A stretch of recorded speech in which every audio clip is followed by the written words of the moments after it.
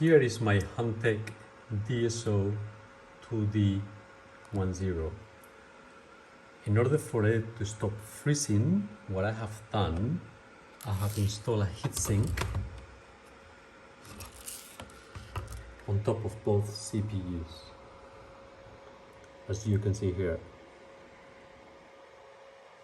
The direction doesn't matter. They're made from aluminum, and now I'm gonna connect it. Now I have closed it, and now I need to put the closure around it. And now we're gonna turn it on. And now it's fully operational. I will keep it running for a week or so, and if I see much improvement on the performance, I will let you know, guys.